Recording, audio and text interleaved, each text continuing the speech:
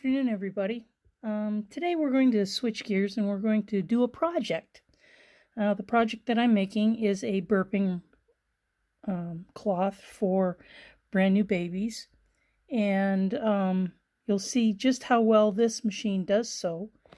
And the information that I'm giving you is going to help you when you go to start your own and create your own projects. Now, first of all, I've been sewing for many years now, and I'm just going to show you how I use my machine. So first of all, we've got two different cloths. They're of a flannel material, and all I'm going to do is sew around the perimeter and leave about a 2-inch gap in one of the corners, in which at that point I will turn it and show you just exactly what it'll look like when you're finished with your project. So here we go. Now I'm using about a 1/4 inch seam. You can use whatever size seam you want for something like this. It's not required that it be a 1/4 inch seam, but that's just what I'm using for this particular project. My customer is having, this is their first child, so they need all of the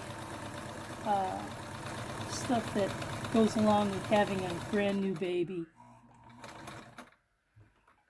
And if you notice that I'm not even taking it off, I'm just putting the needle into the project itself and then coming back and sewing about a 1/4 inch seam for the project that I've got. This one was a little bit off, so we'll just back it up and do it again. Like I said, this is a really simple, easy project for a first beginning person to do. Like I said, these come in handy, especially for newborns, and with the soft material, it'll be that much better for the newborn against his face. And as you see, there we are. We have nice hem lines. Now I'm going to turn it inside out and show you what the outside will look like. Now, a lot of customers asked for a border. This particular customer does not want a border. They really don't care at this point in time.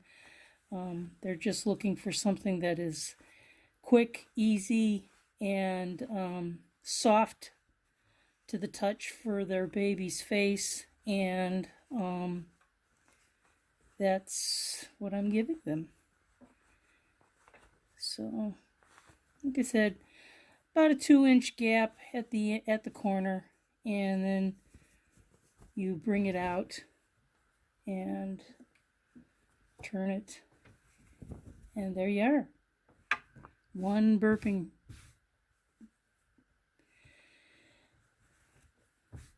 So what we'll do here is we'll use the